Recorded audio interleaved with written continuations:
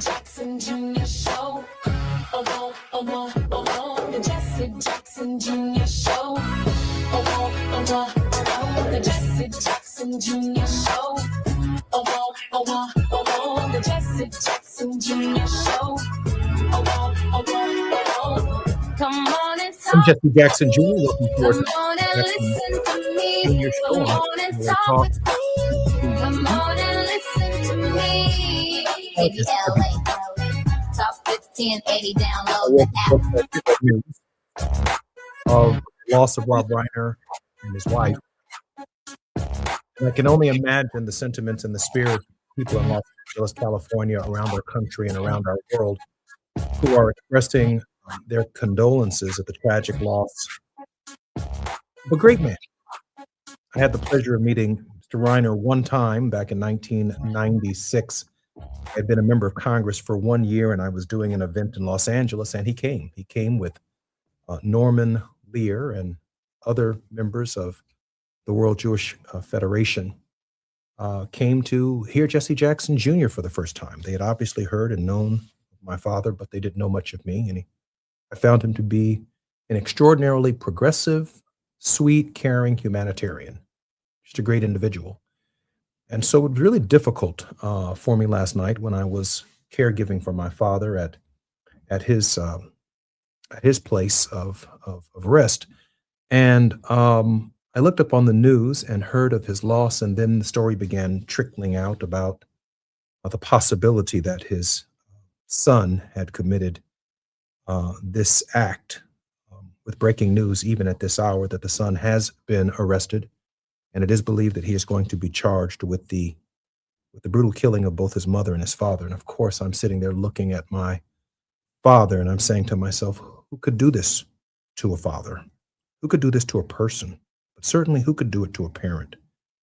And thought about just how troubled his mind must have been when he made that difficult decision. Whatever it was, it ended in something very tragic that is very heavy on my heart.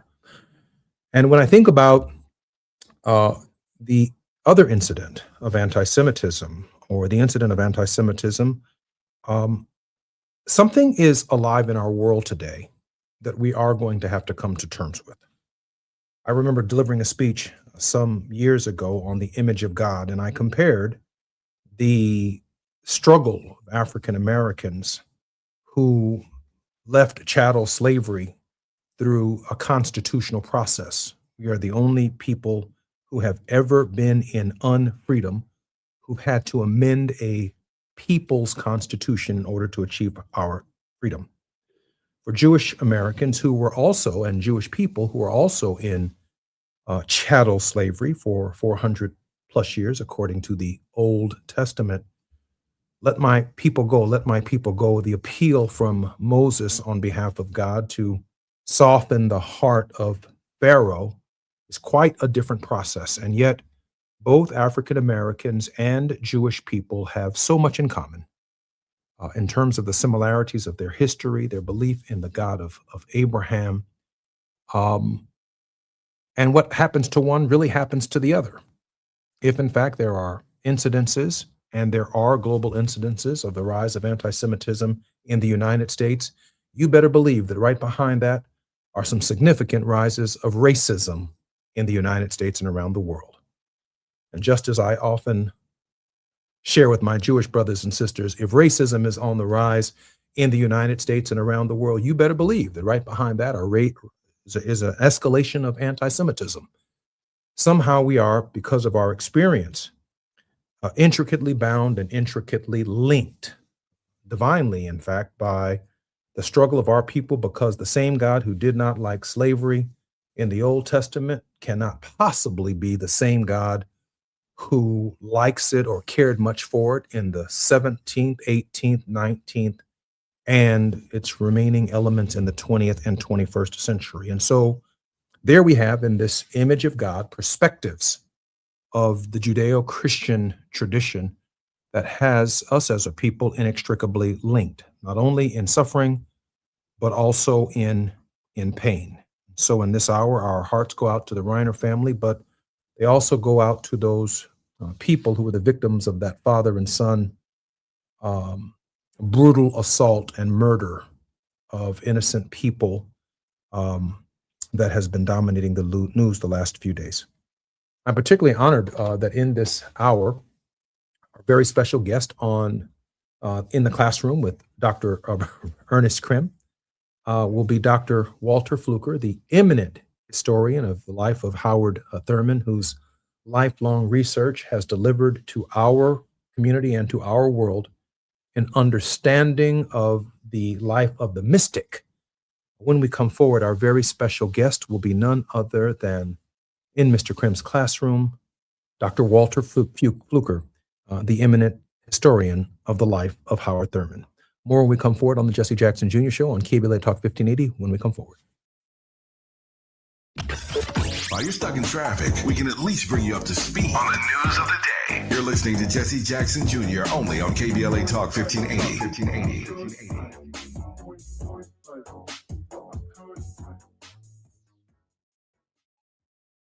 Preparation, purpose, and passion fuel greatness. Join Brandon Copeland as he shares his journey from a professional football player to real estate investor, professor, and mentor committed in protecting one's wealth on and off the field. See how he turned his experiences and lessons learned into legacy. Discover life-changing plays, moves that build the future, and the importance of financial literacy to protect what matters. Catch the two-part series at CashIsLife.com/double impact. Brought to you by Nationwide. Break out the champagne. Everybody can blast.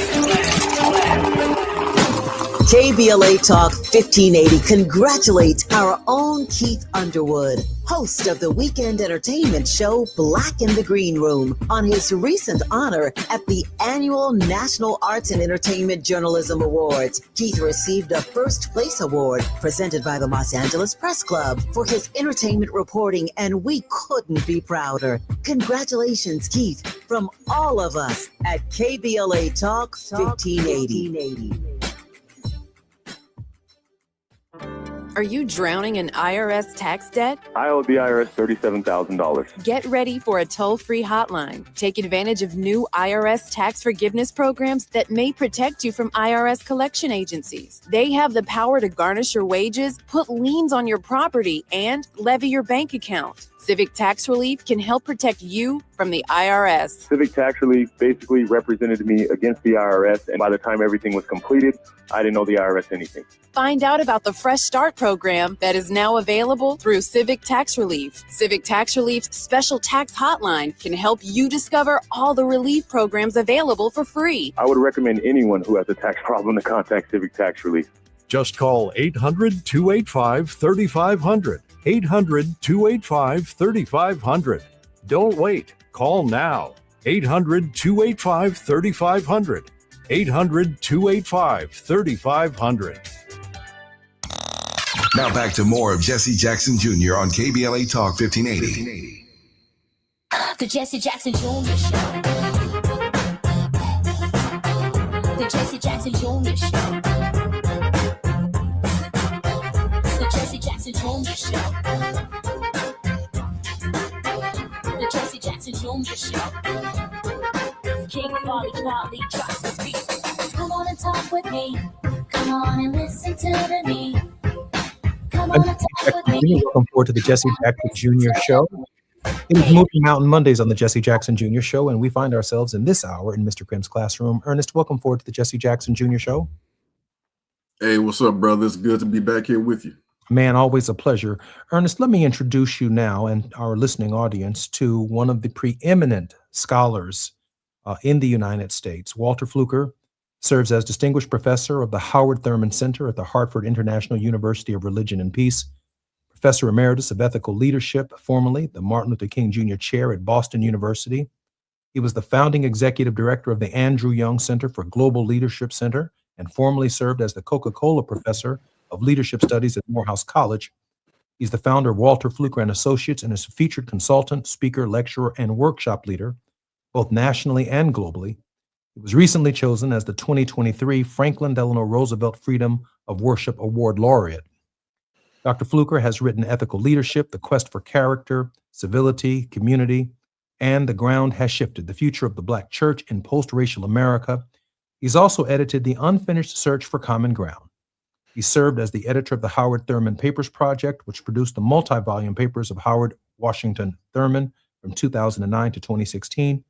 He holds a BA from Trinity College, now Trinity International University, and MDiv from Garrett Theological Evangelical Seminary, and a PhD in social ethics from Boston University, as well as a Doctor of Humanities honoris causa from Les McRae College in North Carolina. Dr. Fluker, welcome forward to the Jesse Jackson Jr. Show. Glad to be here, Jesse. Dr. Fluker, I began the program just being struck about the loss of the Reiner family and this great tragedy last night, but I also was reflecting upon the rise of anti-Semitism in the United States and making the parallel between the rise of anti-Semitism and the rise of racism. I did a little bit of a study on the etymology of the word racism, and it's a 20th century term. I say that to say that Frederick Douglass never used it. In my survey of the writings of Howard Thurman, he rarely, if ever, used it. And maybe the term itself doesn't quite define everything that we have experienced before the term came into existence sometime around the 1930s. But I do know this.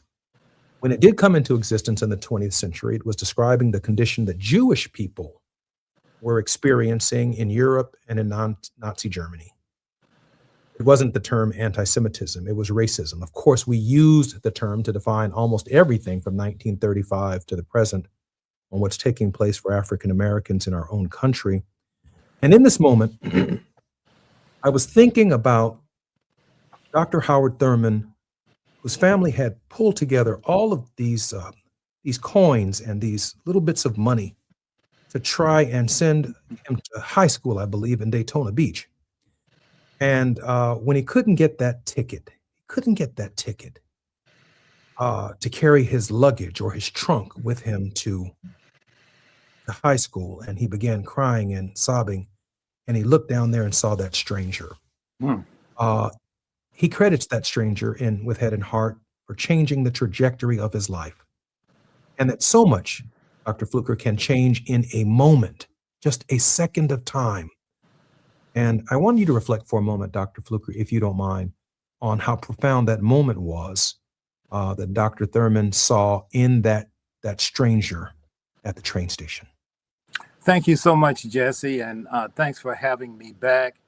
And to Brother Krim, thanks for allowing me to be in your classroom. I'm struck by two things, Jesse, as I get to the stranger.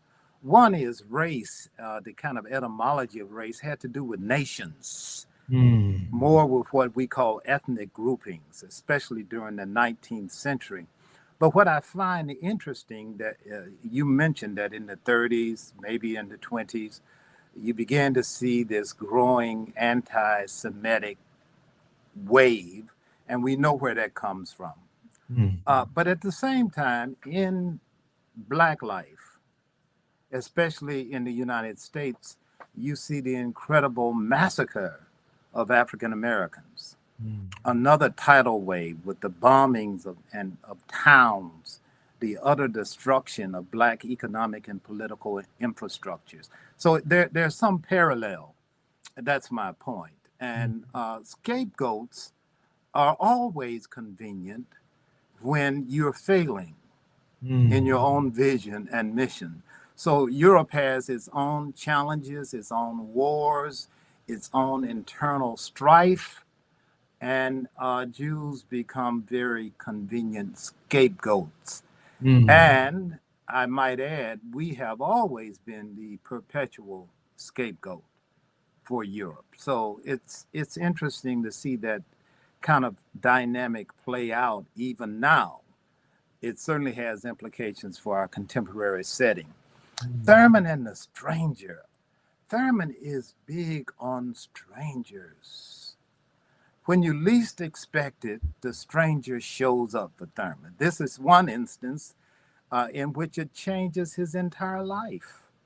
This guy in overalls at a train station who sees Thurman crying, lamenting over the fact that he doesn't have enough money to get his bag to Jacksonville from Daytona Beach. And Thurman says that this man, when he saw Thurman, he walked up to him, and Thurman said he only saw the guy's boots, and his eyes went up the legs of the guy up to his face, and the guy went into his pocket on the side, came out with a tobacco pouch, and with one hand, one deft movement, he takes the tobacco, opens up some tobacco paper, rolls the tobacco into a cigarette, lights it up, and says, "Boy, what the hell is your problem?"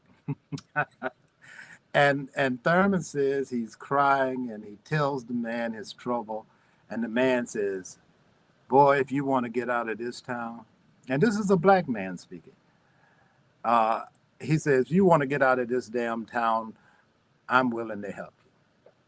And Thurman saw that as the brush of the angel's wing.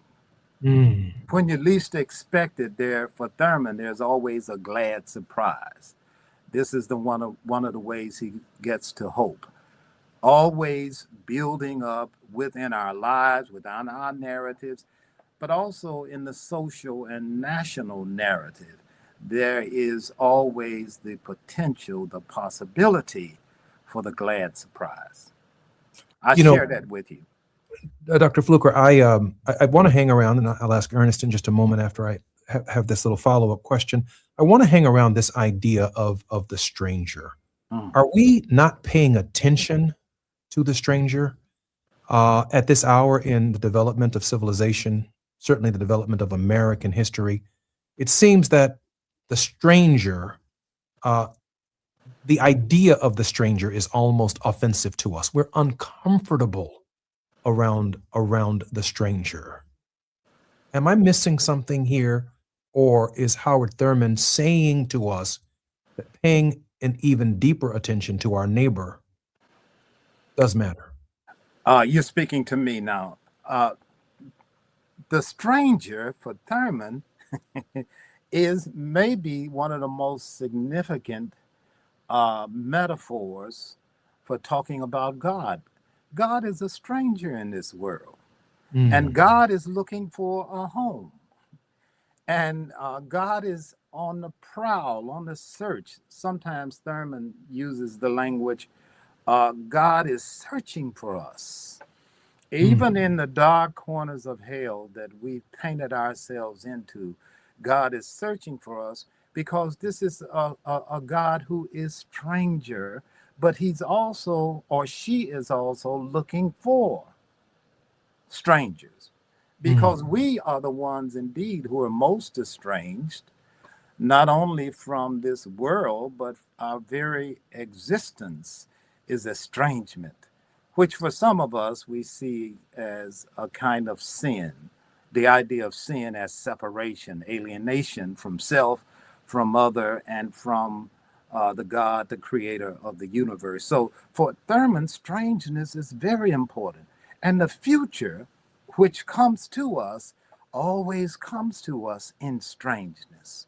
So we should never be surprised that when a fugitive from justice is hiding out somewhere in the backfield, the hinterlands of Egypt, a bush burns and it strikes him as strange. And Abraham, I mean, just in Hebrew history, you know, the Sarah and Abraham, there are three strangers that show up. This is an ongoing theme, which Thurman finds great delight in manipulating. Here's my point. I'm an academic, so I had to play with that in my mind. You did a great job. But listen to this. Who is more strange or estranged in the European mind than blackness? And what is most feared? I'm not suggesting at all that Hebrews and now Jews are scapegoated and being violently assaulted, not just here, but as we know in Sydney and on and on. But there's something in the European mindscape that is frightened by the strangeness of blackness. So it might be worth exploring that more and more as we talk about race and this dirty, sick, vicious, vile, serpentine resurgence of what we know to be as a campaign to scapegoat everybody who is not European. If we miss that, that means we've been sleeping through this. Mr. Krim?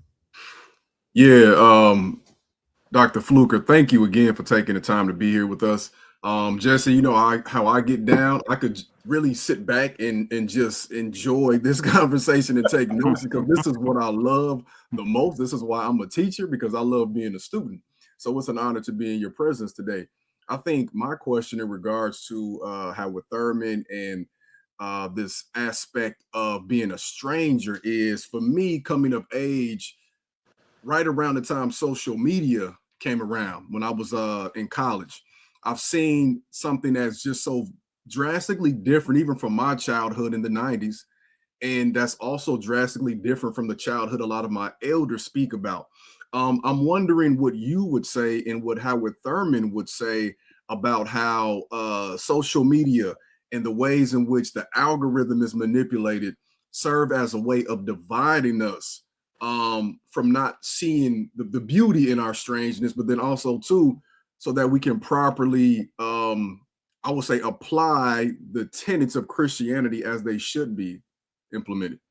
Thank you. That's a wonderful question. And I should add that I failed to share with Jesse, I have a new book coming out. It's entitled Wake Up Running.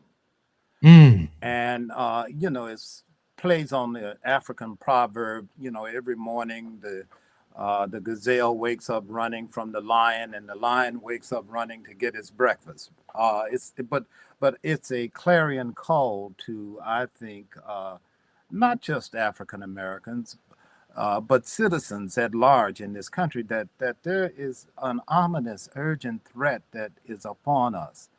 To respond and return to Thurman and how these themes play out in his work, I think helps me when I think of Thurman's own life. Most people are not truly aware of Thurman's biography, his story. Thurman, as a child, he said, spent most of his time in nature. This is the way he gets to religion. I'm going there. But he spends most of his time in nature because he was not invited by the other guys to play in the games. And his presence was not recognized by the girls. He was fat, he said, and he was awkward. He said when he would become nervous and anxious, his right foot would rub against his left ankle. And he was always in an awkward situation. He understood strangeness. That's my point. But as we think about the notion of strangeness being related to religious experience, Thurman's word. Thurman is a Christian, but he favors religious experience because he thinks Christian categories, as they have been interpreted by others and the ways in which they were given to us, are toxic. So he talks about religious experience. He embraces his grandmama's religion. And for him, religious experience introduces us to the strangeness of God. That God is always at work. And God is at work in life itself. God is the creator of life. And God is also not only Alpha as creator, God is also the end of life, and life never dies. So that's just backdrop. And so as we interpret Christian language about God, because all theology is talk about God, it's language about God, it's signs, it's symbols. Dr. Fluker? Yes. I'm going to have to pause for our station identification. I'm Jesse Jackson Jr. You're listening to the Jesse Jackson Jr. Show, and Lord knows, cutting off Dr. Walter Fluker is something I'm going to have to repent for. More when we come back on KBLA Talk 1580 when we come forward. The biggest names, best conversations. You're riding with Jesse Jackson Jr. on KBLA Talk 1580.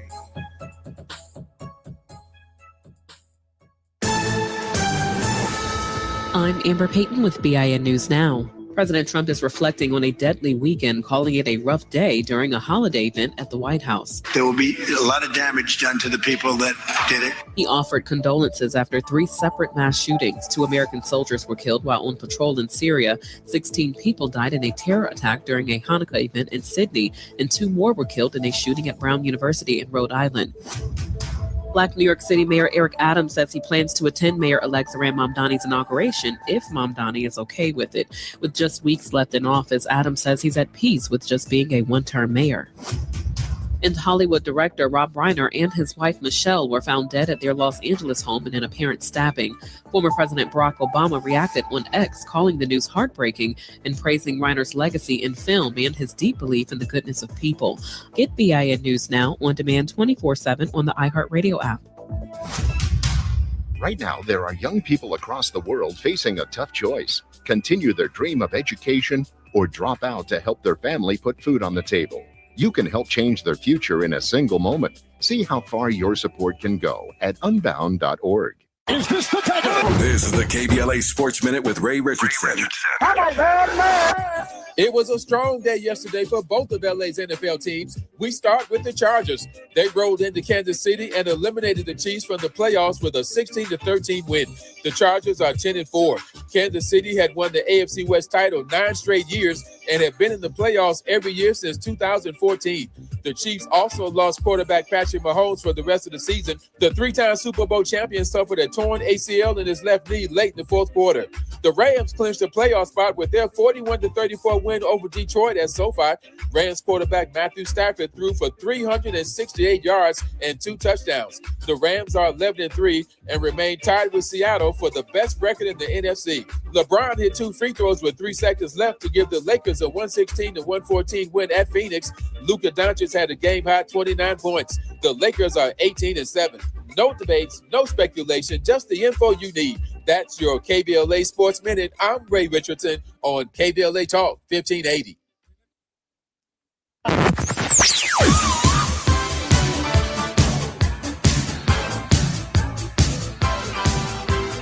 This is KBLA Talk 1580. Talk radio.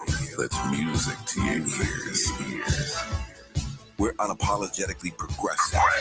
KBLA Talk 1580. We've got a lot to talk about. Hi, I'm Zoe Williams, aka the Voice of Reason, encouraging you to join me weekdays from 7 to 9 p.m. for the world's most intriguing relationship radio roundtable. Every night, I facilitate and encourage our loyal listeners to participate in the most engaging relationship discussions you'll hear anywhere. So make it a point to rendezvous with me, Zoe Williams, the Voice of Reason, Monday through Friday, 7 to 9 p.m. Pacific Standard Time. Trust me, your relationships will never be the same. The VOR is on fire tonight. Unapologetically progressive. KBLA Talk 1580. We've got your black. The laws have not changed in California. All workers must be paid properly and protected from retaliation. Retaliating against a worker or not paying them because of their immigration status is illegal. Don't believe the lies. California laws protect all workers, regardless of immigration status. Document retaliation and wage theft. Report it to the Labor Commissioner's office. Learn about your labor rights. Visit wagetheftisacrime.com. Protect yourself from Medicare card scams. Scammers may call, email, or even knock on your door claiming they need your Medicare info, asking for money or threatening to cancel your benefits. Don't fall for it. It's a scam. Remember, Medicare doesn't need to verify your information. They already have it. Medicare won't charge you for a new card and will never threaten to cancel benefits. Check your Medicare statements for suspicious charges and report scams to the California Senior Medicare Patrol at 1-855-613-7080. We're here to help. Celebrate good times. Come on. Talk 1580 congratulates Malik Books on celebrating 35 years in business. It's a celebration. Malik Books proudly houses one of the largest African American and diverse children's books in the nation. This is the perfect time to pick up holiday reads, meaningful gifts, and to support literacy in our community. For 35 years, Malik Books has stood strong in the Black Book Revolution, uplifting stories that heal, inspire, and transform. One reader at a time. Change your thoughts, change your life. Books are the gift that keeps giving. From all of us at KBLA Talk 1580, congratulations to Malik Books on 35 years of culture, pride, and community. You're listening to Jesse Jackson Jr. on KBLA Talk 1580. The Jesse Jackson Jr. Show. The Jesse Jackson Jr. Show. The Jesse Jackson Jr. Show. The Jesse Jackson Jr. Show. King Volley, drop the beat. Come on and talk with me. Come on and listen to me. Come on and talk with me. I'm Jesse Jackson Jr. on KBLA Talk 1580. We are in Mr. Kim's classroom on Moving Mountain Mondays, and I'm particularly honored that the eminent historian, Dr. Walter Fluker, is our very special guest in this hour. Dr. Fluker, just before we had to go to break, you were making a point about the biography, if you will, the road, the path, the life of Howard Thurman. Thank you very much, Jesse. And I was using the biography of Thurman to give us a lens through which we better understand his interpretation of Jesus. Jesus is a surprise to history for Thurman. Jesus appears as a stranger. It's interesting, we're in Advent season on the Christian calendar, and it occurred to me that in the Christian expression of God, Jesus is the highest revelation. And when Jesus shows up, a teenage girl carries Emmanuel. How strange is that? He's born in a stable, in a manger, where God surprises the world. The Son of God is born in a manger. African-American enslaved Africans, they saw that and said, look at his pretty little fingers, born in a manger. We understood the strangeness. Or the shepherds who were outsiders, they received the first announcement. God is the God of the stranger. The Magi would be a mysterious star leads them into strange territory without a map. So my point is, as we reflect upon Thurman, please know that Thurman is not trying to fit into a traditional box of religiosity, of being saved, filled with the Holy Ghost and a mighty burning fire. All of that works, but at the end of the day, we must be open to the strangeness of God, which is the basis for what he calls the growing edge, which is hope. I just finished this book I told you on Wake Up Running. It's in press. And I interviewed your dad in London in the early 90s. And I have an entire section where I talk about your dad and his incredible witness in Resurrection City. And he told me in that interview that it was Thurman's deep thinking about Jesus and the disinherited and Thurman's grandma's story that inspired him around the language of hope. And I hope I do him justice. Please let him know that. But what he basically was saying is that what Thurman was able to do was to take the very fiber of the gospel, transplant it into the experience of Black people, and give them a savior who was not just concerned about their immortal souls, but concerned about their Black bodies, the broken bodies, the diseased bodies, the disinherited bodies, and to give them a sense of hope. And that's also what I pray each day that we find when we go to Thurman to interpret the gospel of Jesus Christ, because the gospel of Jesus Christ is good news, but that's not the only place on earth where good news broke in for Thurman. He thought we brought good news to this country. We might very well, Jesse, be the strangers that this country has been waiting for, looking for, and has forgotten and abused over and over again, especially in the midst of this fascist masquerade that we're experiencing now.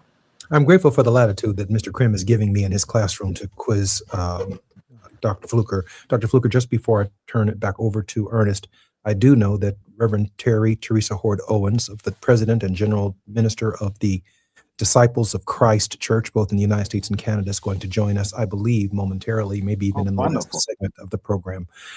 Let me just ask you this question, because I want you to know just how hard you hit me in the head before the break. And that is that when we think about the story of the Samaritan, we often talk about the values, the altruism that Dr. King probably broke down better than anyone in terms of his extreme altruism for what he did for the stranger on the Jericho road. But when you just gave us the metaphor that the stranger who appears is God, that while we tell the story often from the perspective of the Samaritan and the good deeds of the Samaritan, that it is God that is on the side of the road, and he is observing the behavior of the priest and the Levite and everyone who walks by him. But what makes the Samaritan so different is that he sees God on the side of the road. And that's a very different relationship, Dr. Fluker. I love that. Maybe the Samaritan saw himself on the side of the road. And we are all, what is human existence except this deep, throbbing feeling that we lost something? The strangeness comes out of a deep sense of having lost something, being alienated from something that is the very fiber of who we are. You mentioned the Imago Dei a moment ago. We're children of God, but we're children of God who are estranged from God because we are estranged from ourselves and from the other. We fear the other. The other is always strange to us. And if we cannot find our way, like the Good Samaritan, to see ourselves in the other and in the stranger, we're lost forever. Jesus brought us a new way of understanding how we treat and care for the stranger, which was also a part of his own Hebrew tradition. We have about 3 minutes before we come forward, Mr. Krim. Yeah, this is all just so very rich and profound. I think as I'm listening to you and I think about the stranger, I reflect so much on Dr. Thurman's impact on Dr. King. And I think that we are often doing a disservice to his legacy unless we look back and read more about someone who played such an influential role on his theology, spirituality, and his political philosophy. For me, I normally work with kids, K through 12 setting, mostly middle school and high school kids. I'm always wondering, how do we assume the role of Dr. Thurman and find, I don't want to say the next king, right? I don't like that, but like, how do we find leaders who just need someone to believe in them to step up to the forefront like Dr. King did? What can we learn from Dr. Thurman's approach in that capacity? For Thurman, for King, and for this tradition which produced the Thurmans and the King, they knew something that I think our generations have forgotten. That our real work is to run through the valley, through the shadow of death if necessary, to find those emerging leaders who are already there. I spent 13 years at Morehouse College, helped develop a leadership center, and we would take young men and women always, not only to the continent of Africa, to different nations, but to Europe and other places around the world, because we know that these leaders, when we find them, we've got to also connect them with others who are looking up at a new way of being in the world. My last comment, and I'm aware time is out. You mentioned social media earlier.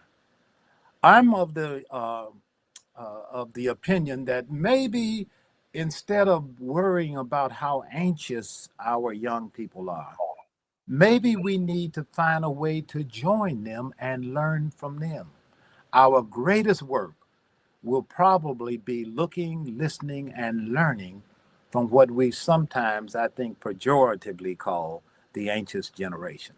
I'm Jesse Jackson Jr., listening to the Jesse Jackson Jr. Show on KBLA Talk 1580. When we come forward on Moving Mountain Mondays, Reverend Terry Hord Owens is going to join the conversation. She is the president and general minister of the Disciples of Christ in the United States and Canada. More when we come forward on Mr. Krim's Classroom and with Dr. Walter Fluker. While you're stuck in traffic, we can at least bring you up to speed on the news of the day.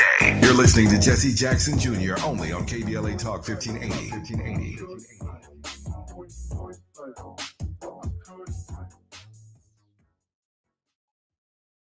Cedars-Sinai is helping shape the future of Los Angeles, working alongside local communities and showing up with resources and healthcare programs that open doors for people across the city. Through career development programs like Next Gen Healthcare Pathways and partnerships with over 200 organizations like Black Men in White Coats, Cedars-Sinai is educating and empowering future healthcare leaders right here in LA. With access to education, mentorships, and hands-on experiences, we can build a healthier Los Angeles together. Cedars-Sinai, here for LA. 10 athletes will face the toughest job interview in fitness that will push past physical and mental breaking points. You are the fittest of the fit. Only one of you will leave here with an iFit contract for $250,000. This is when mindset comes in. Someone will be eliminated. Pressure is coming down. This is Trainer Games. Watch it on Prime Video starting January 8th. The holidays mean more travel, more shopping, more time online, and more personal info in more places that could expose you more to identity theft.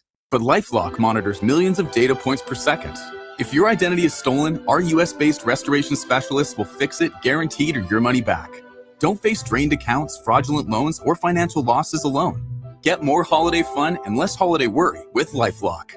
Save up to 40% your first year with promo code NEWS. Visit lifelock.com. Terms apply. KBLA Talk 1580. We've got a lot to talk about. KBLA Talk 1580, connecting you with services and solutions. The Los Angeles Regional Food Bank is on a mission to fight hunger and provide nutritious food to those in need across our community. They partner with federal, state, and local programs advocating for better policies and funding for critical hunger relief programs like Cal Fresh, the Emergency Food Assistance Program, and the Child and Adult Care Food Program. The food bank works with coalitions and local representatives to make sure hunger is addressed in every district of LA County. They also run nutrition education campaigns, raise hunger awareness, and source nutritious food for distribution, all while supporting regulations that allow food pantries to operate safely. Want to help? Visit lafoodbank.org or call 323-234-3030 to volunteer or find a food bank near you. Together, we can ensure that no one goes hungry in Los Angeles County. This is a community call to action from KBLA Talk 1580.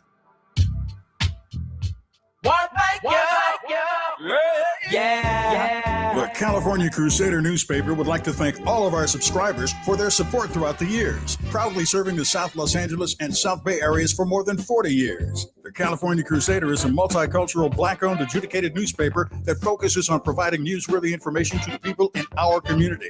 We're constantly looking for ways to assist businesses in our community to connect with our subscribers. We provide low-cost, effective ways to promote your business with our reasonable and affordable advertising rates. You can participate by suggesting, sharing, and submitting your stories on the California Crusader newspaper Community Share Facebook group page, or visit our website at cal-cruise-news.com. That's calcruisenews.com.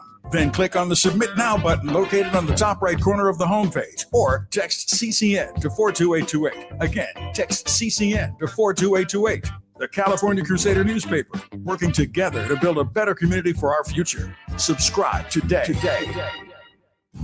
My ride smells just right, just right, just right, just right. Y'all gotta try that Febreze car. Just right, just right, just right. La la la la la. With up to 40 days of consistency, all over Febreze car clips right on your fit. You know my car's my happy place. Keep that smile on my face when it smells just right, just right, just right. Yeah, breathe happy Febreze. La la la la. Now back to more of Jesse Jackson Jr. on KBLA Talk 1580.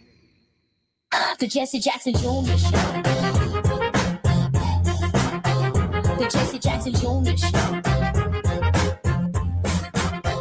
The Jesse Jackson Jr. Show. The Jesse Jackson Jr. Show. King Volley, drop the beat. Come on and talk with me. Come on and listen to me. Moving Mountain Mondays on the Jesse Jackson Jr. Show. We find ourselves once again in Mr. Krim's classroom. Our very special guest in this hour is the eminent theologian, biblical scholar, as well as the scholastic mind behind the documentation of the works of Howard Thurman. To put them all in volumes and series matters to the future of the spirit energy of our people. I'm particularly grateful that Dr. Walter Fluker is our very special guest, but joining us in this final segment and then for her own show with Terry Hord Owens. Reverend Teresa Hord Owens is the General Minister and President of the Christian Church, Disciples of Christ, in the United States and Canada, an author and advocate for church living out its calling. She is the first person of color and second woman to lead the denomination. I have more to say about Reverend Terry Hoard Owens when we come forward in the next hour, but I want her to spend some of this precious time with Dr. Walter Fluker. Oh my goodness, Mr. Krim's classroom is rich today. My goodness.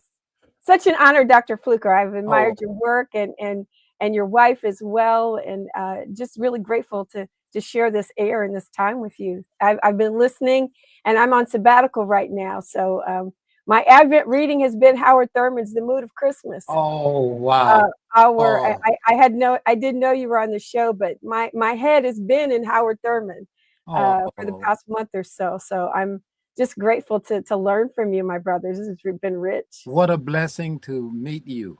What a blessing. Yeah, and Dr. Sharon Fluker and I serve on the board of Friendship Press, which is the printing imprint of the National Council of Churches. So I've gotten to know her in addition to her work through that work as well. So good to meet you. I tell everyone there's really only one star in this family, and it's not me. Madam President, we were having a conversation with Dr. Fluker about, I guess, inverting the idea that the stranger is some kind of other, but that the stranger itself or himself or herself or themselves are actually God observing us.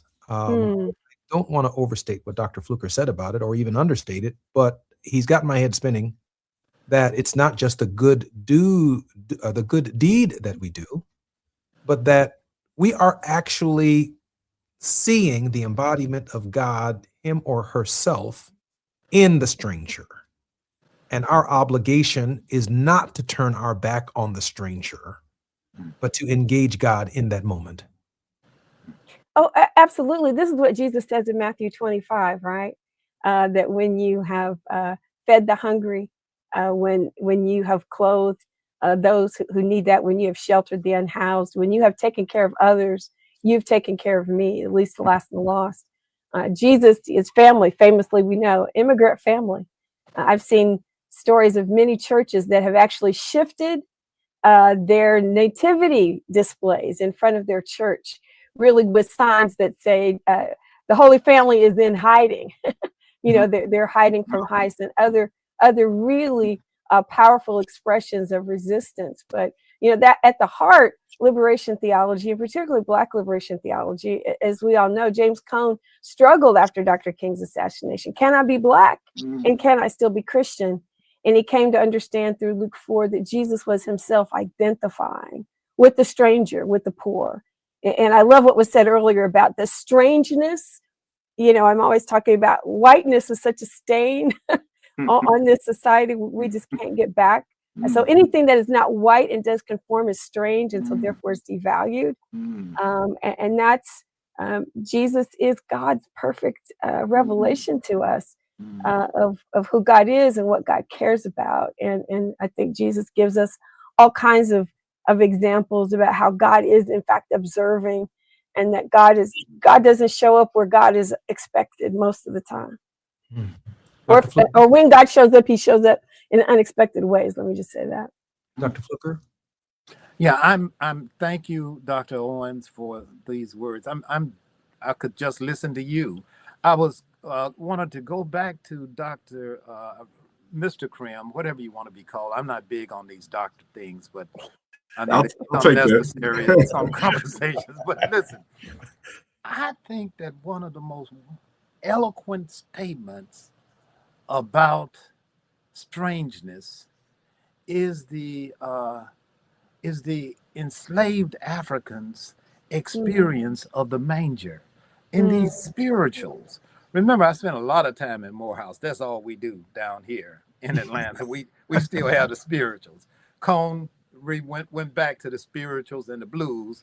That's where, and Thurman was the progenitor of the work on the spirituals. Negro spiritual speaks of life and death. He didn't just stay with the theology that his oppressors gave him.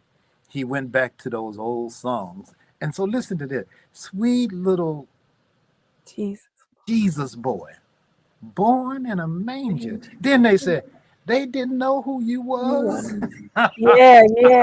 And then they have a little line that says, they treat you mean, Jesus. They treat me mean too. Sweet little Jesus boy. They didn't know. And this is the point. Yeah. That when God comes to us in God's strangeness, God is summoning us to pay attention, certainly to the stranger outside of us, but the strangeness that exists within us, which I believe is the image of God, which is calling to itself, from the other within us. That is Howard Thurman. But I think it's true even if Thurman hadn't said it. God is calling for God's self. God is looking for God's self. Yeah. It's like God lost something and God is looking for it. And God cannot be all that God wants to be in the world until God finds this. And God will not give up on us. Doc, when is your next book being released? September.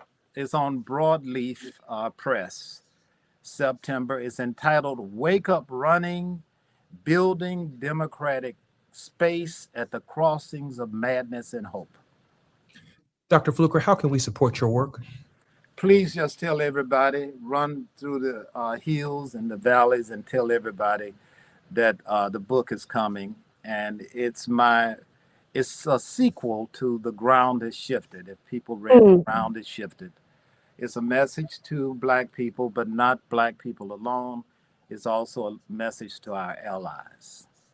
Dr. Fluker, I'm hoping that you will come back and join us on the Jesse Jackson Jr. Show when your book is released, but as often and whenever you'd like. Please invite me back, and God bless you. And again, give your dad my very best. Let him know I'm not just praying for him, I'm in hope. Thank you so much, Dr. Fluker. Our very special guest in Mr. Krim's classroom has been Dr. Walter Fluker, eminent Howard Thurman. Thank you, Dr. Krim. Scholar, as well as philosopher, thinker, and contributor in major ways to African-American spirituality. In the second hour, the next hour, we will be back on Moving Mountain Mondays with Reverend Terry Hord Owens on the Jesse Jackson Jr. Show. Ernest, I can't thank you enough for today. Thanks again. I was just thinking, I missed church yesterday. Y'all must have known. Amen. I'm Jesse Jackson Jr. You're listening to the Jesse Jackson Jr. Show on KBLA Talk 1580. More when we come forward with the General, President, and Minister of the Disciples of Christ. KBLA 1580 Santa Monica. I'm Amber Payton with BIN News Now. President Trump is reflecting on a deadly weekend, calling it a rough day during a holiday event at the White House. There will be a lot of damage done to the people that did it. He offered condolences after 3 separate mass shootings. 2 American soldiers were killed while on patrol in Syria. 16 people died in a terror attack during a Hanukkah event in Sydney, and 2 more were killed in a shooting at Brown University in Rhode Island. Black New York City Mayor Eric Adams says he plans to attend Mayor-elect Zohran Mamdani's inauguration if Mamdani is okay with it. With just weeks left in office, Adams says he's at peace with just being a one-term mayor. And Hollywood director Rob Reiner and his wife Michelle were found dead at their Los Angeles home in an apparent stabbing.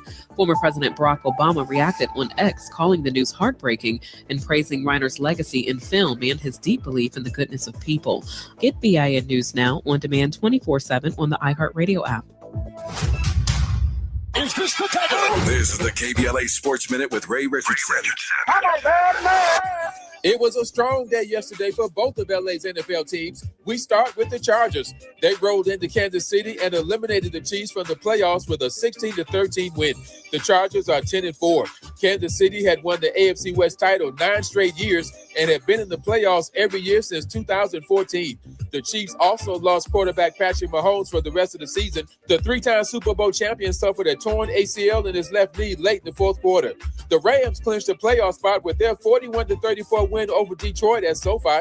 Rams quarterback Matthew Stafford threw for 368 yards and 2 touchdowns. The Rams are 11-3 and remain tied with Seattle for the best record in the NFC. LeBron hit 2 free throws with 3 seconds left to give the Lakers a 116-114 win at Phoenix. Luka Doncic had a game-high 29 points. The Lakers are 18-7. No debates, no speculation, just the info you need. That's your KBLA Sports Minute. I'm Ray Richardson on KBLA Talk 1580. This holiday season, KBLA Talk 1580 wishes you and yours joy, peace, and prosperity. As we celebrate with family and friends, we're already looking forward to an exciting first quarter, packed with must-attend events to kick off the new year just right. In January, join us for our inaugural Brotherhood Brunch, bringing together community leaders, change makers, and everyday people for inspiration and connection. February means it's time for our signature Black History Month luncheon, a powerful celebration you won't want to miss. And in March, Women's History Month, we're once again hosting our State of Black Women in Los Angeles Symposium and Luncheon, addressing the issues that matter most inside our community. From all of us at KBLA Talk 1580, happy holidays. Stay tuned for more details on these incredible upcoming events. KBLA Talk 1580, your voice, your community, your power.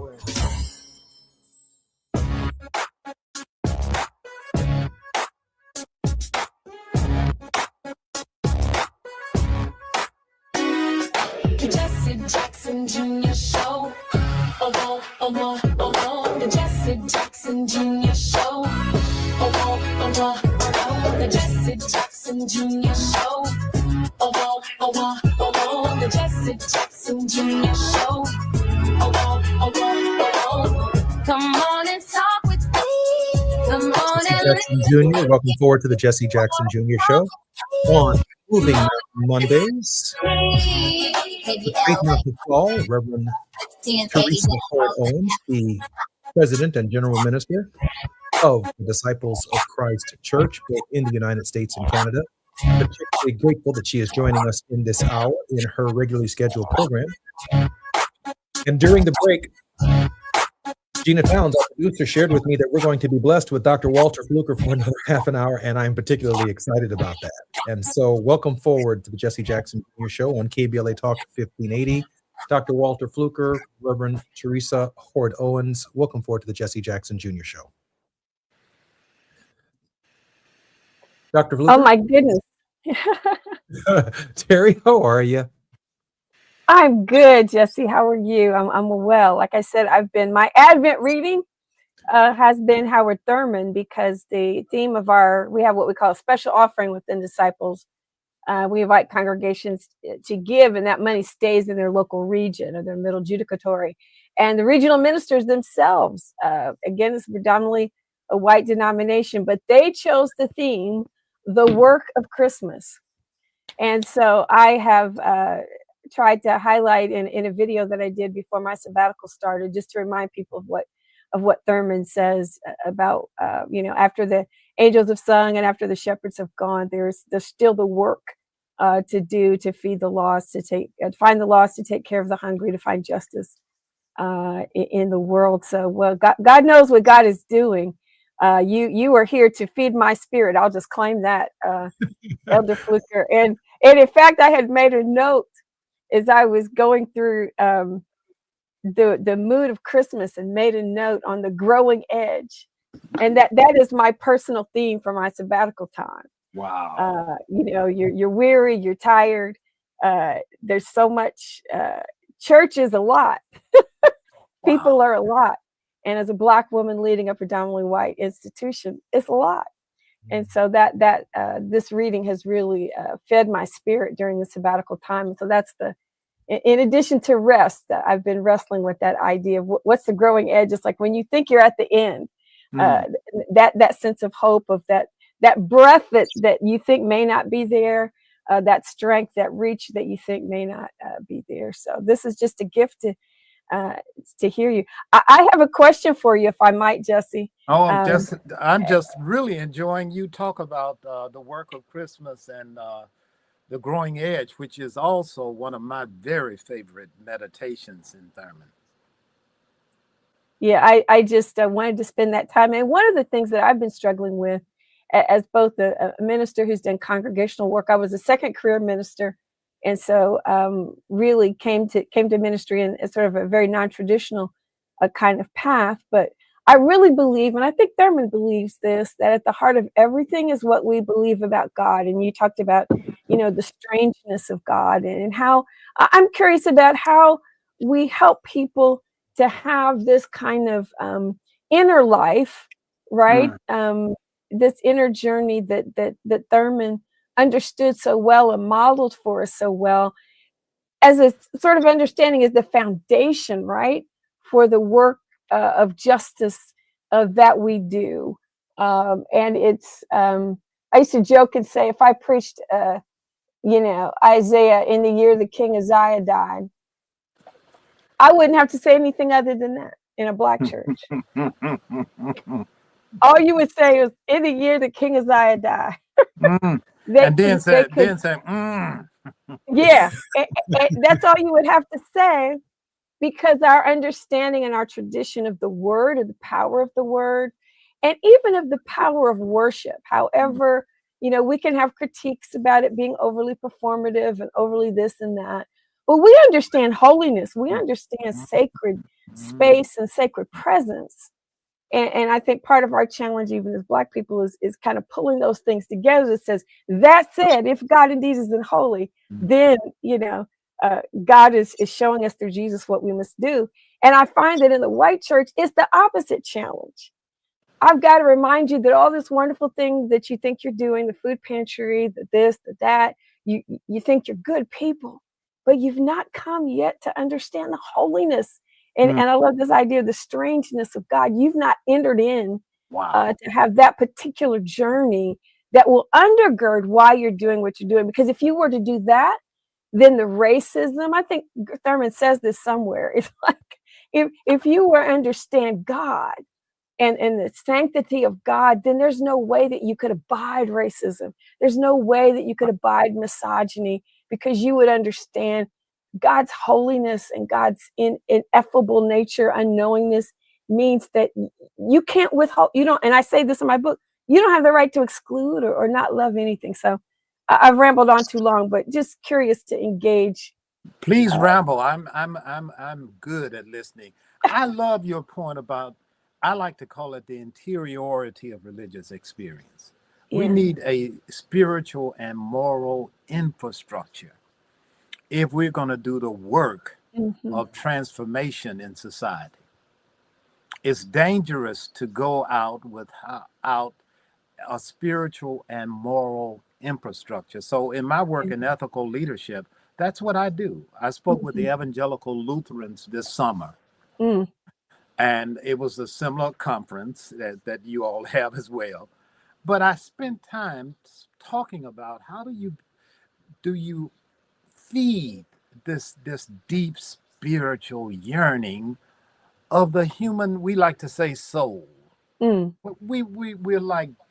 We're thirsty. We're like the deer. Thurman has a great little story, and Jesse will have to go to break after I tell this, but he says, and this goes back to 1934, he says, in the early spring, the young deer, roe deer, Indian deer, male, goes crazy. There's a scent in his nostrils that he can't let go. And he runs over hill and valley and mountain until he falls out exhausted, looking for the source of the scent. It's mating season. But he finds the scent in his own hide.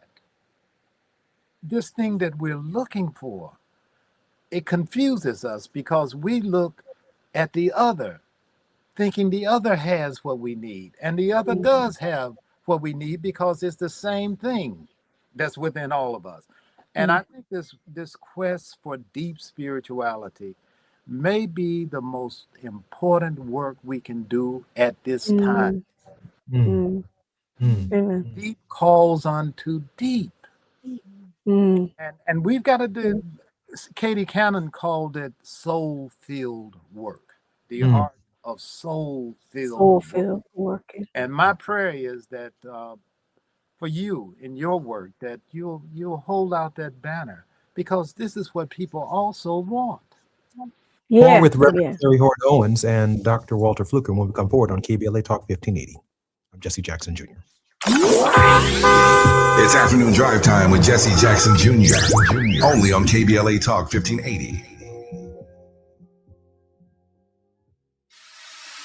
I got the champagne. Everybody can laugh. KBLA Talk 1580 congratulates our own Keith Underwood, host of the weekend entertainment show Black in the Green Room, on his recent honor at the annual National Arts and Entertainment Journalism Awards. Keith received a first place award presented by the Los Angeles Press Club for his entertainment reporting, and we couldn't be prouder. Congratulations, Keith, from all of us at KBLA Talk 1580. Are you drowning in IRS tax debt? I owe the IRS $37,000. Get ready for a toll-free hotline. Take advantage of new IRS tax forgiveness programs that may protect you from IRS collection agencies. They have the power to garnish your wages, put liens on your property, and levy your bank account. Civic Tax Relief can help protect you from the IRS. Civic Tax Relief basically represented me against the IRS, and by the time everything was completed, I didn't owe the IRS anything. Find out about the Fresh Start program that is now available through Civic Tax Relief. Civic Tax Relief's special tax hotline can help you discover all the relief programs available for free. I would recommend anyone who has a tax problem to contact Civic Tax Relief. Just call 800-285-3500. 800-285-3500. Don't wait. Call now. 800-285-3500. 800-285-3500. Preparation, purpose, and passion fuel greatness. Join Brandon Copeland as he shares his journey from a professional football player to real estate investor, professor, and mentor committed in protecting one's wealth on and off the field. See how he turned his experiences and lessons learned into legacy. Discover life-changing plays, moves that build the future, and the importance of financial literacy to protect what matters. Catch the two-part series at casheslife.com/double impact. Brought to you by Nationwide. The holidays mean more travel, more shopping, more time online, and more personal info in more places that could expose you more to identity theft. But LifeLock monitors millions of data points per second. If your identity is stolen, our US-based restoration specialists will fix it, guaranteed, or your money back. Don't face drained accounts, fraudulent loans, or financial losses alone. Get more holiday fun and less holiday worry with LifeLock. Save up to 40% your first year with promo code NEWS. Visit lifelock.com. Terms apply. 10 athletes will face the toughest job interview in fitness that will push past physical and mental breaking points. You are the fittest of the fit. Only one of you will leave here with an iFit contract for $250,000. This is when mindset comes in. Someone will be eliminated. Pressure is coming down. This is Trainer Games. Watch it on Prime Video starting January 8th. Now back to more of Jesse Jackson Jr. on KBLA Talk 1580. The Jesse Jackson Jr. Show. The Jesse Jackson Jr. Show. The Jesse Jackson Jr. Show.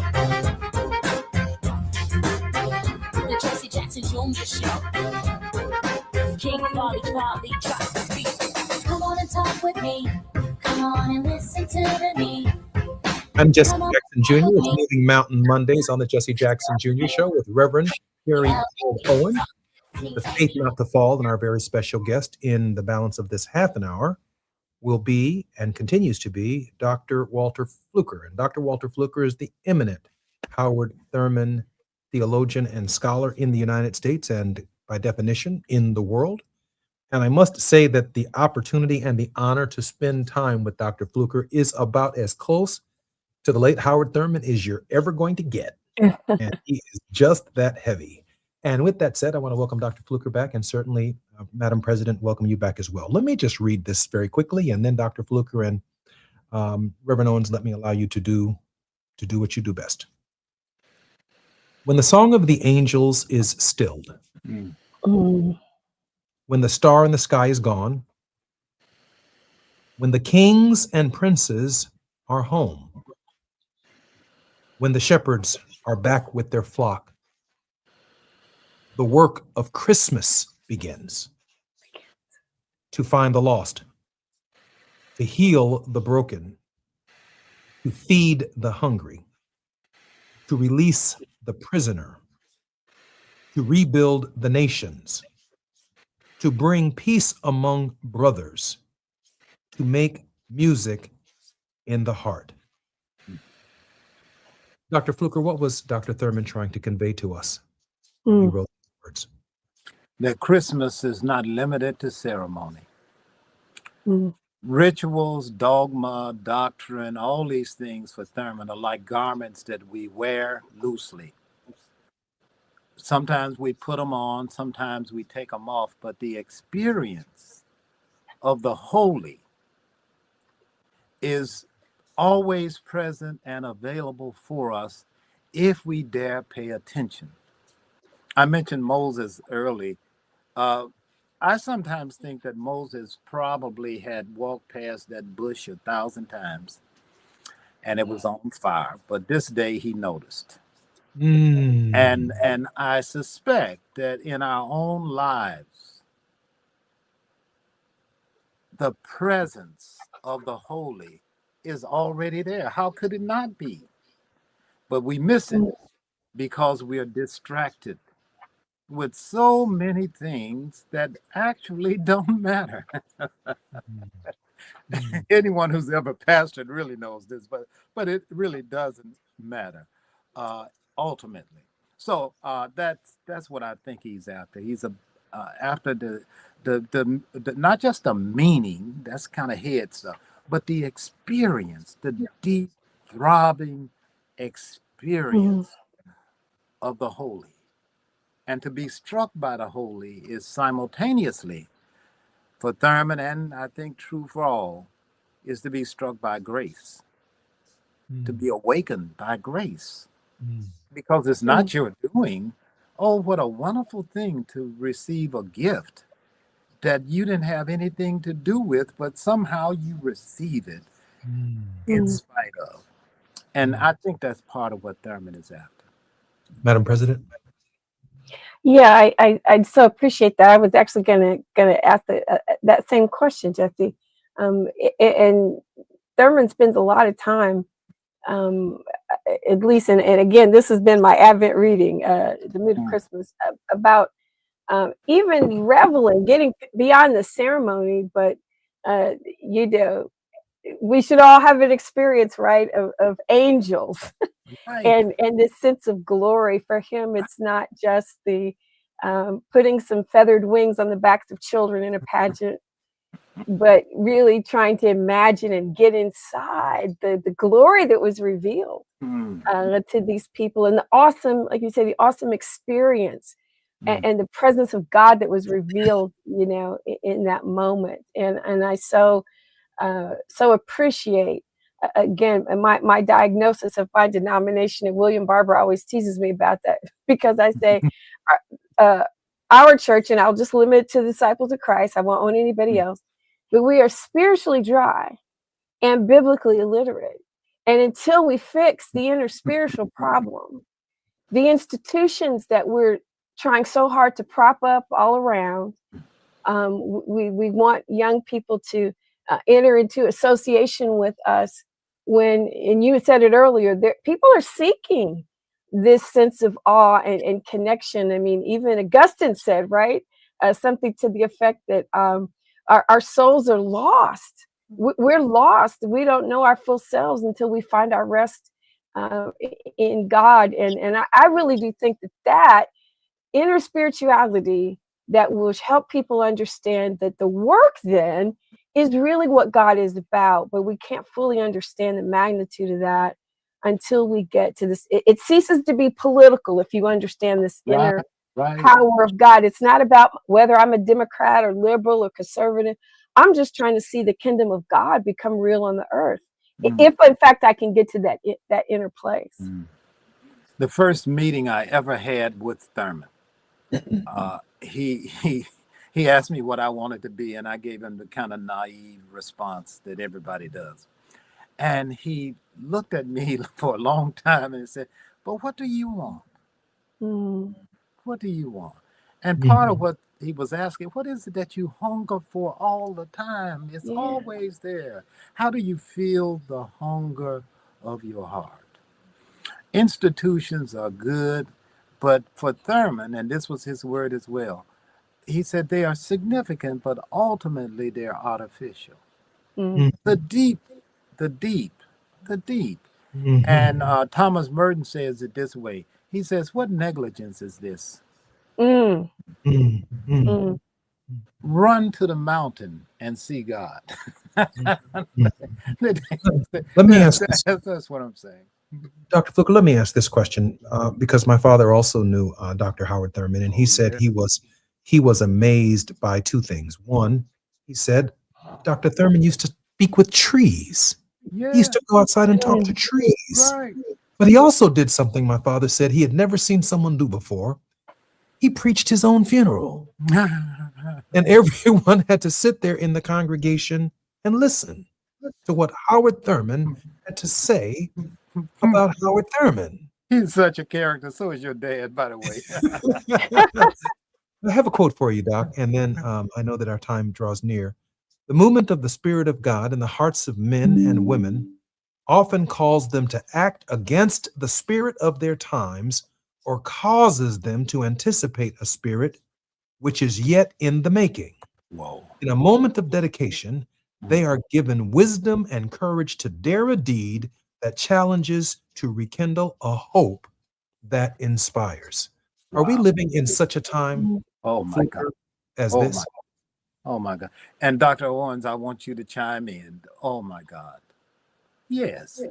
Oh, yeah. Thurman knew stuff, right?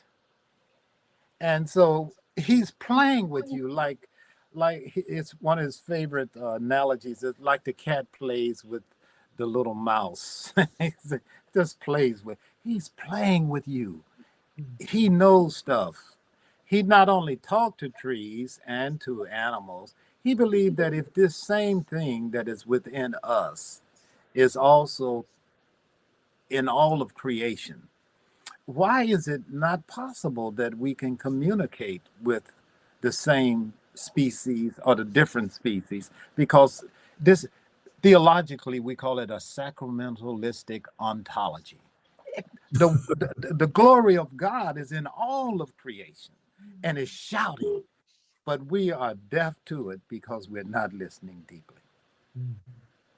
Reverend Owens? Yeah, and I think it all gets back to even, and again, my frame of reference is always this multiracial, predominantly white environment where I'm trying to break through, I think, with some of these things that are so powerful in our tradition, not because I think everybody needs to be like Black people, but because I think everybody needs to really understand the importance of God. Everything begins with what we understand about God. And if we embrace this power, this mystery, this strangeness of God, then we are able to see the glory in creation, and we are able to see, even from a policy standpoint, the necessity for preserving water and air and creation, because it's God. It's the reflection of it's part of all of God's creation. And if you don't have a respect or an understanding really for the holiness of God, you're stunted.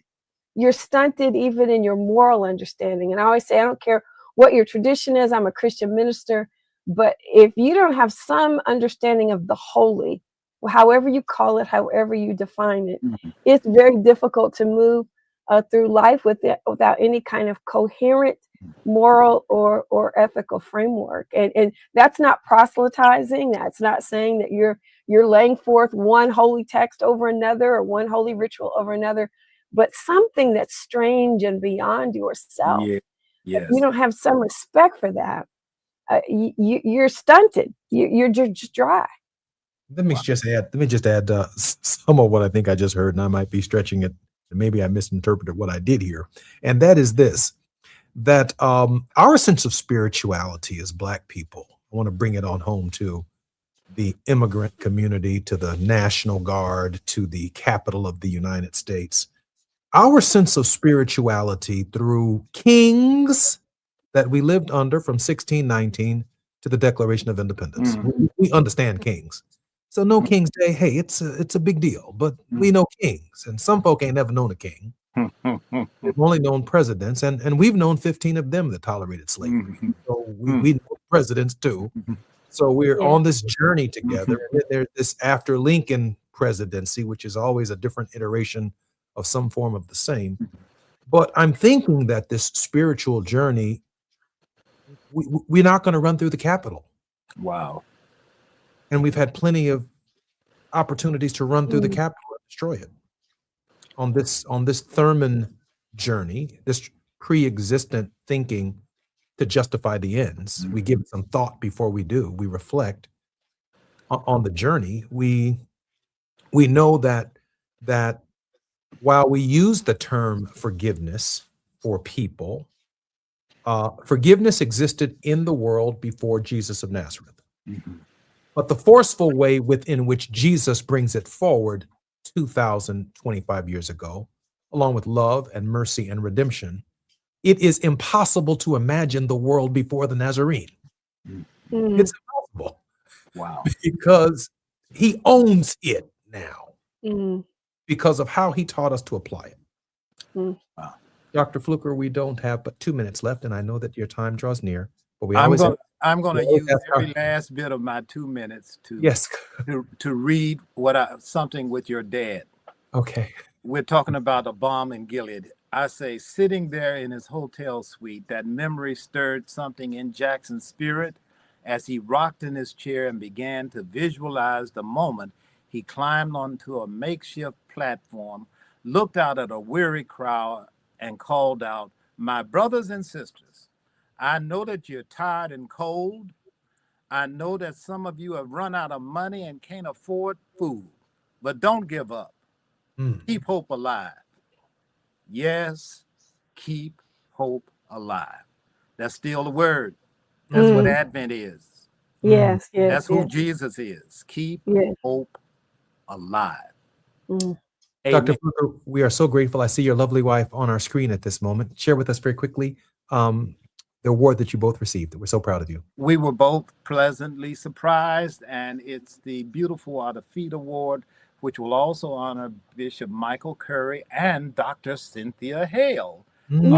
February the 25th, I believe, in Chicago at the McCormick Center. We'll be there, and that's my beloved. I almost feel like she should have gotten it all by herself. But I'm glad to be tagging along. We're going to make it a point to try and join you on that very special. Oh, that's awesome. That's awesome. Cynthia Hale, I must say, is a disciple. We have to know. Right. Bless her heart. I'm Jesse. We're very grateful to Dr. Walter Fluker for joining us when we come forward on KBLA Talk 1580. More with the Faith Not to Fall with Reverend Teresa Howard Owens. Stay in that light. It's Team Drive Time with Jesse Jackson Jr. Only on KBLA Talk 1580.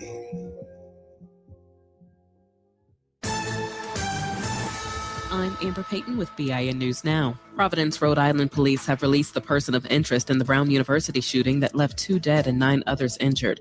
Mayor Brett Smiley says the investigation is still ongoing, but the public remains safe. But we want to inform the community that individual will shortly be released from Providence Police. The university, while not an HBCU, became the first non-HBCU member of the HBCU Library Alliance and launched the Health Equity Scholars Program with Tougaloo College to promote diversity in public health. Black Maryland Governor Wes Moore says he and the First Lady are praying for the Brown University shooting victims and have offered support to Rhode Island's governor. And funk and R&B legend Carl Carlton has died at 72. Known for hits like Everlasting Love and She's a Bad Mama Jamma, his music remains influential, often sampled and featured in film and television. Get BIN News Now on demand 24/7 on the iHeartRadio app. This is the KBLA Sports Minute with Ray Richardson. I'm a bad man. It was a strong day yesterday for both of LA's NFL teams. We start with the Chargers. They rolled into Kansas City and eliminated the Chiefs from the playoffs with a 16-13 win. The Chargers are 10-4. Kansas City had won the AFC West title 9 straight years and have been in the playoffs every year since 2014. The Chiefs also lost quarterback Patrick Mahomes for the rest of the season. The 3-time Super Bowl champion suffered a torn ACL in his left knee late in the fourth quarter. The Rams clinched a playoff spot with their 41-34 win over Detroit at SoFi. Rams quarterback Matthew Stafford threw for 368 yards and 2 touchdowns. The Rams are 11-3 and remain tied with Seattle for the best record in the NFC. LeBron hit 2 free throws with 3 seconds left to give the Lakers a 116-114 win at Phoenix. Luka Doncic had a game-high 29 points. The Lakers are 18-7. No debates, no speculation, just the info you need. That's your KBLA Sports Minute. I'm Ray Richardson on KBLA Talk 1580.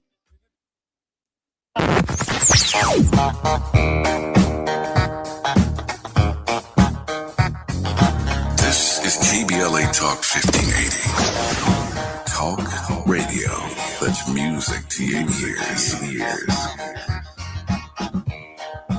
We're unapologetically progressive. KBLA Talk 1580.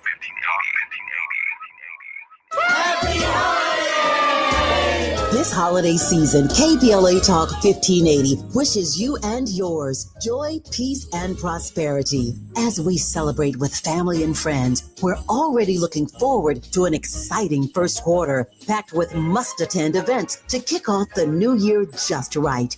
In January, join us for our inaugural Brotherhood Brunch, bringing together community leaders, change makers, and everyday people for inspiration and connection. February means it's time for our signature Black History Month luncheon, a powerful celebration you won't want to miss. And in March, Women's History Month, we're once again hosting our State of Black Women in Los Angeles Symposium and Luncheon, addressing the issues that matter most inside our community. From all of us at KBLA Talk 1580, happy holidays. Stay tuned for more details on these incredible upcoming events. KBLA Talk 1580, your voice, your community, your power. JP Morgan Chase offers tips for the local business owners in 2025. Small business landscape is ever changing, and the Los Angeles market is no exception. A startup or legacy business, revisiting your mission statement and recalibrating offerings can renew opportunities for growth and innovations. Programs like Chase for Business Coaching for Impact gives entrepreneurs access to expert guidance, helping you streamline operations, strategize your growth, and navigate complex challenges. Businesses with a clear sense of purpose can navigate any challenge effectively, but also build stronger customer loyalty. Visit chase.com/coaching for impact for more information. This segment is sponsored by JP Morgan Chase.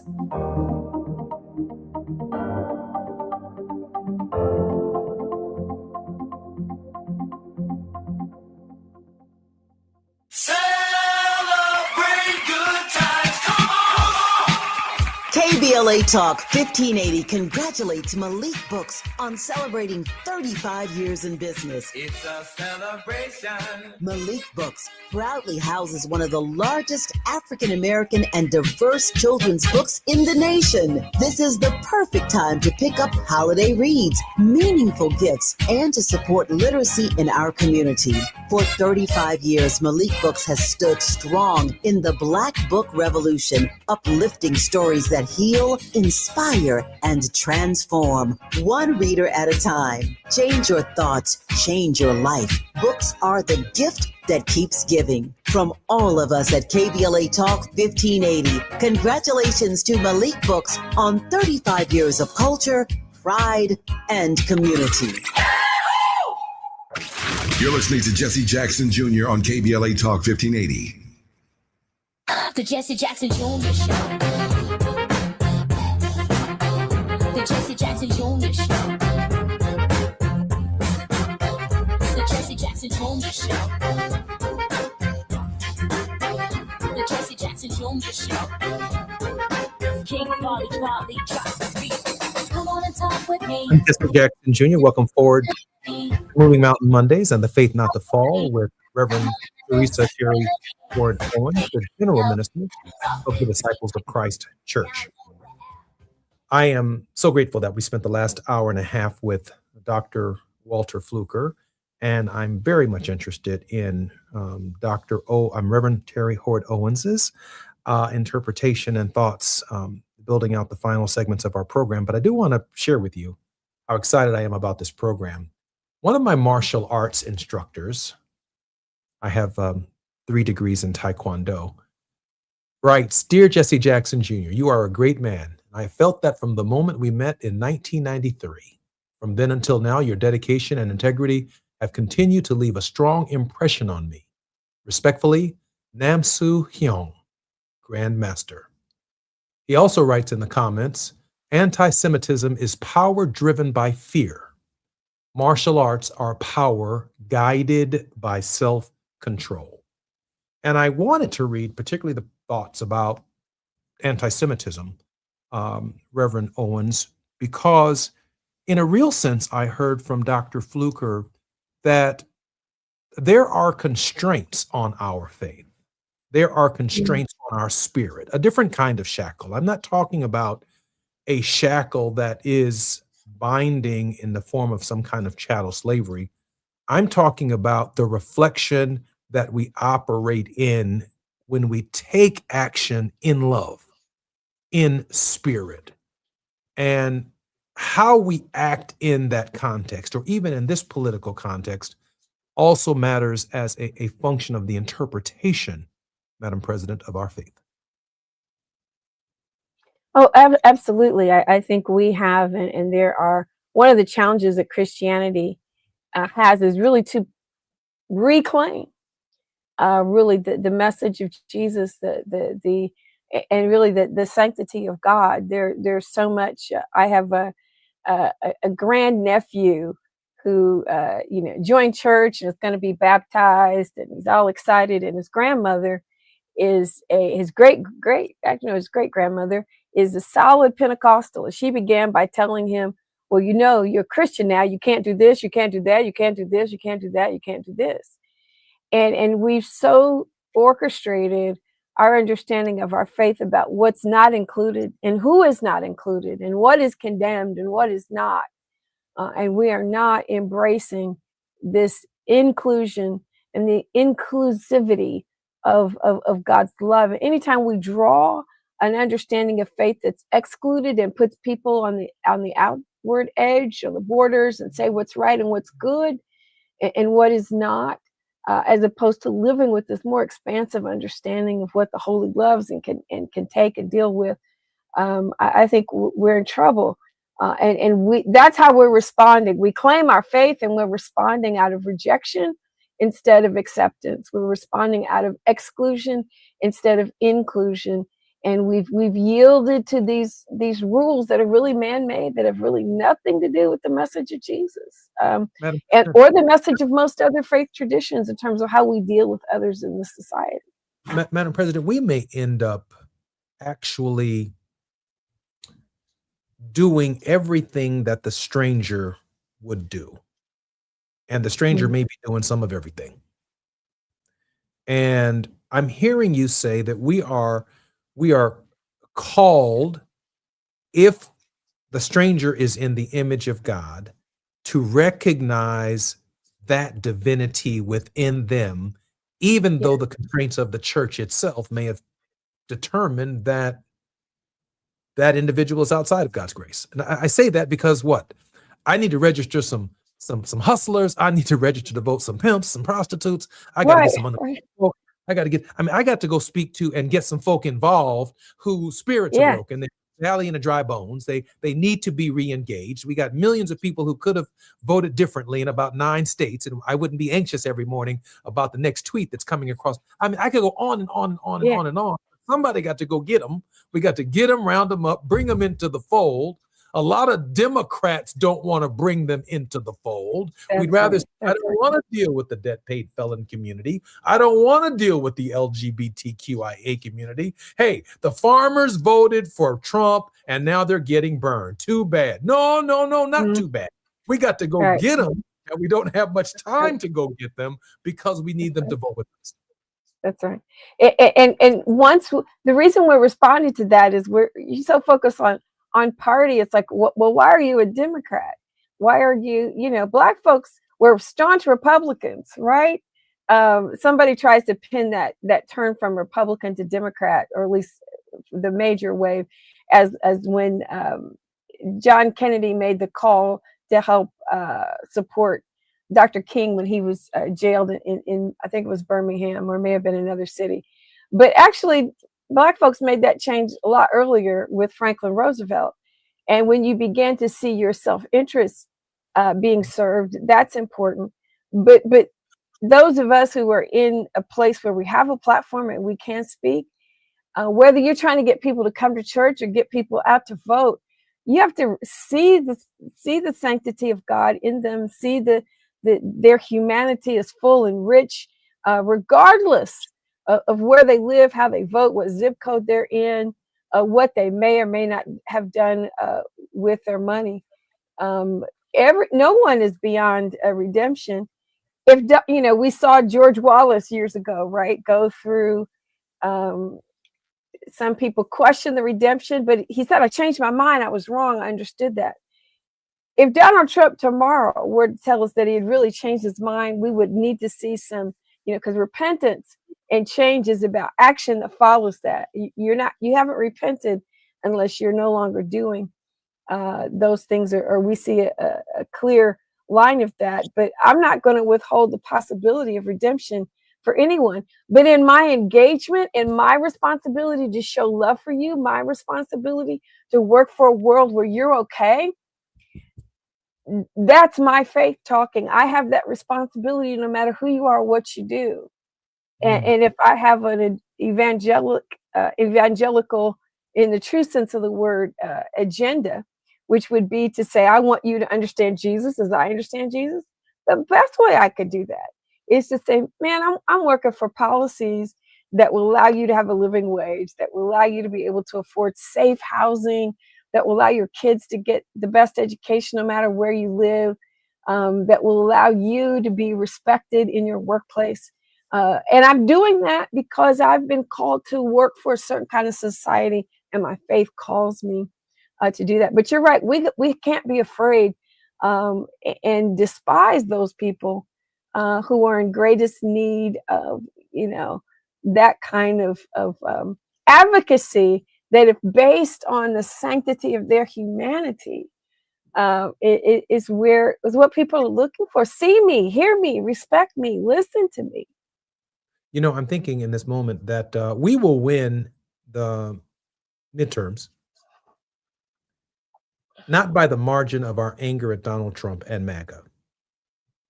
We're going to win or lose by how we treat the stranger. That's going to be a bigger message for me now. The stranger. The man who, in a moment, in a second, in a brief conversation, changed the life of Howard Thurman and changed the trajectory of his path because he bought him a ticket for his trunk to go to college or to go to high school. And how many strangers are we meeting and speaking to on a daily basis as Democrats that we are turning our back on because we are self-righteous, because men and women did some time, or the LGBTQIA, we don't like the way they marry or who they want to. We will win or lose in the final analysis by how we treat the stranger. And until we see the stranger as our neighbor and even as an embodiment of the divine itself, herself, himself, the way we treat and speak to the stranger is going to be a factor in whether or not we win political elections. You can believe that. Now, whether they extrapolate upon it and build upon the hermeneutic, that's a whole nother thing. But it took all of this hour and a half to get to this right here. I'm Jesse Jackson Jr. You're listening to Jesse Jackson Jr. Show. Our guest and our regular contributor, Reverend Terry Hoard Owens. More on the Faith Not the Fall when we come forward on KBLA Talk 1580. While you're stuck in traffic, we can at least bring you up to speed on the news of the day. You're listening to Jesse Jackson Jr. only on KBLA Talk 1580.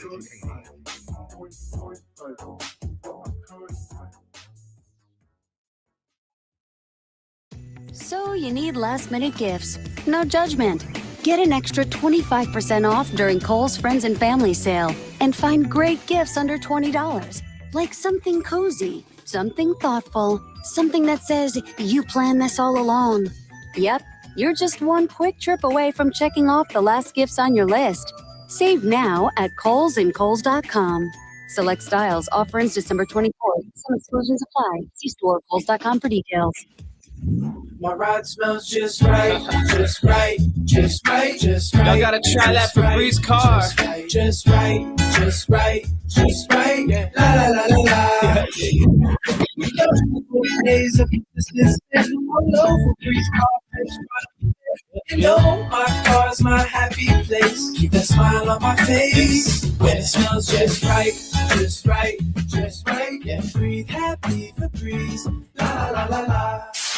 KBLA Talk 1580. We've got a lot to talk about.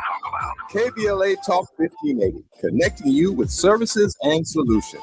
Worried about eviction? You have rights, and Stay Housed LA can help.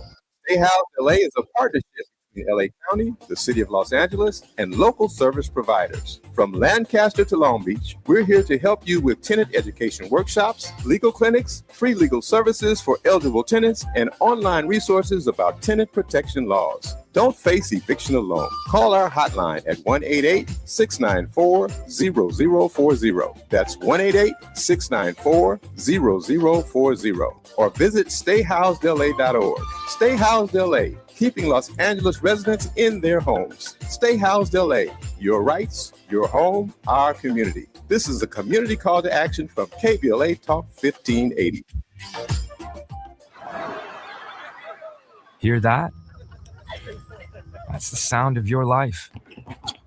Perfectly imperfect. Beating in rhythm to the world you've created. But every time you drive after drinking, music gets drowned out. Your life sounds pretty great. Don't let a buzz ruin it. Buzz driving is drunk driving. Don't drive buzzed. A message from NHTSA and the Ad Council. Now back to more of Jesse Jackson Jr. on KBLA Talk 1580. The Jesse Jackson Jr. Show. The Jesse Jackson Jr. Show. The Jesse Jackson Jr. Show. The Jesse Jackson Jr.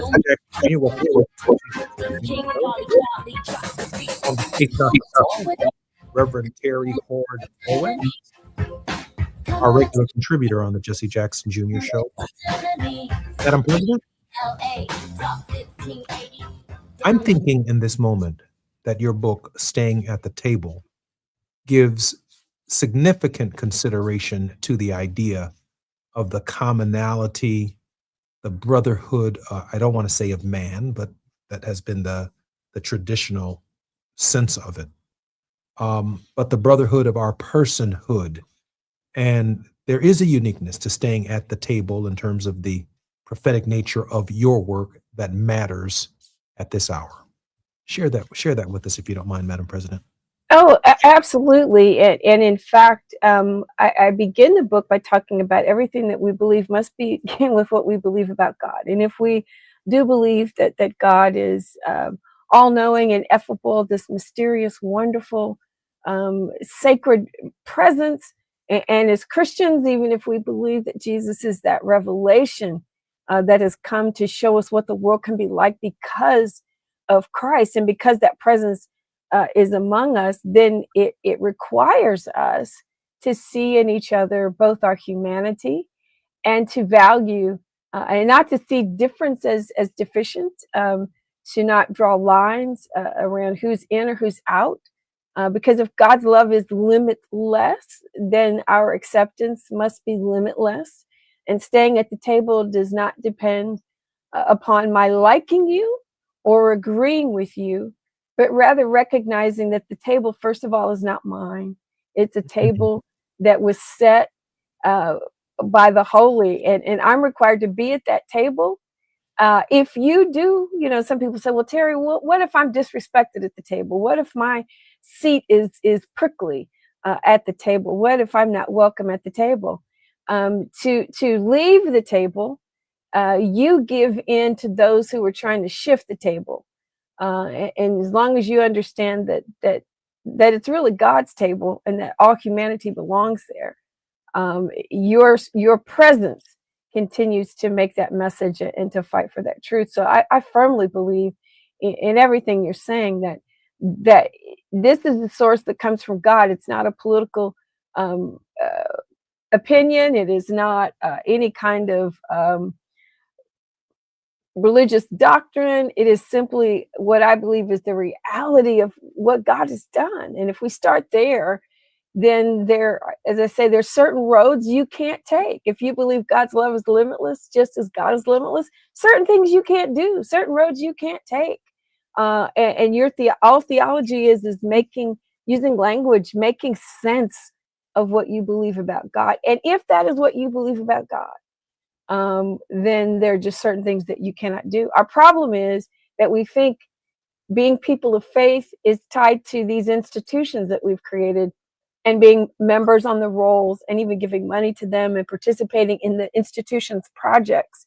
And if we don't have any connection really to what is centering that faith and the holiness that we claim that we project, we don't have that, then it makes the work ineffective and ineffectual and inauthentic. And that is what people are responding to when they see an institution that is inauthentic, an institution that violates even what it says it believes. Because if we say we believe in love, certain things we're not going to do. I'm absolutely in agreement with that. There are certain things that we're not going to do. There are limits to how far we're willing to go. Now, without these precepts brought into our lives in a very forceful way 2025 years ago, it would be the wild, wild west out here. And for some people, it is. In fact, we can distinguish between the constraints that the systems and the belief systems of the precepts of this religion that we implore in our lives. We see the same precepts not implored in other people's lives, and we are able to say that's unchristian. Yeah, that's not right, because of the constraints that we define essentially, Madam President, as our own unique morality. That is the limit to which we are willing to do and go. Of course, from my perspective, to stay at the table. Yeah, and my litmus test for that action is how inclusive is it? How inclusive is it? If you're saying that that's not Christian, why are you saying it's not Christian? I say it's not Christian because you're excluding people. I say it's not Christian because you're condemning people. I say it's not Christian because you're violating God's, first of all that God is, and you're violating even Jesus' direct commandment. They'll know that we are Christians by love. Love one another as I have loved you. Jesus had a love that was tough. Jesus spoke truth to power. Jesus let people know when they were they were off the track, but he never ever excluded them from the fellowship of his presence or of those that he loved. And so when we say we're excluding, I've been so really tickled to death and empowered by seeing all these little, and I'm hoping they're not just AI memes of cardinals and Catholic churches shooing away ICE when they've come on their premises, and people in churches saying, absolutely not. This is a place of sanctity. This violates God. Absolutely not. I will not allow you to do that. So the question is, what are you including and what are you excluding? I'm afraid of people who have such an exclusive God that you're making everything outside your own little sense of what you think is right. You're condemning that and saying that God rejects that, when that's not how God operates at all. I heard from Dr. Fluker that we really, really, really on this God quest have to pay attention to the stranger. Yes, yes. That there is an embodiment of this divine energy. And Jesus gave us that example, right? When they asked, well, who's my neighbor, right? What's that look like, Jesus? All this stuff you're talking about. And he gives them an example of the very person that they excluded, right? The Jews hated Samaritans so much that even though the most direct path from Galilee to Jerusalem was through Samaria, they went around Samaria. They took extra pains to even avoid the territory. So that even the idea that we have to say the Good Samaritan reflects how othered and how strange, the Samaritan was in that parable. So we have to be careful of what we're saying is normal and in, and just the thing that God has said that you said is strange is probably the place where God is working. In this moment, I'm thinking about how the show began because it's ending the same way. I'm thinking about the revelers, those who were celebrating Hanukkah in Sydney. I'm thinking about the wickedness and the evil of the father and son team that began shooting at the audience. But I'm also thinking about the stranger who wrestled one of the shooters to the ground. Yeah. The Arab, who may or may not have known it was Hanukkah, who may or may not have known that it was an anti-Semitic attack. But what he saw in that moment was the brotherhood of man, that someone crazed and out of their damn mind is shooting people. Yeah. And I'm willing to risk it all by stopping this. That's the stranger. Now that's in the moment that happened, Madam President. And now we can look back on it and see it as a vile anti-Semitic attack. But in the moment when the action occurred, we don't know if he had given consideration to his Jewish brothers and sisters. We don't know what the stranger on the Jericho road's race was. What we knew was something was wrong. And we had to intervene in that moment for all of humanity. And it was the right thing to do. Right. Madam President, we have about a minute and a half to come forward. And that's the power of that parable of the Samaritan, is that Jesus didn't care who that person was. He said that good that he did reflected the way in which Jesus wanted us to treat our neighbors. And I think that's a powerful thing. And when people can see that we can embrace not only the good that you do, but I don't care what language you speak, what your home nationality is, what religion you practice. My faith, my morality extends so far because I believe God extends that far, and that I'm not the one who limits whom God loves. And so I'm grateful for that stranger. And I believe we could write a parable about him, no matter who he is or what his background, that would affirm what he was doing is the way of Jesus. I'm Jesse Jackson Jr. You're listening to The Faith Not to Fall with Reverend Terry Howard Owen. She is one of our greatest contributors on KBLA Talk 1580. Reverend Owens, thank you for joining us this Monday on The Faith Not to Fall.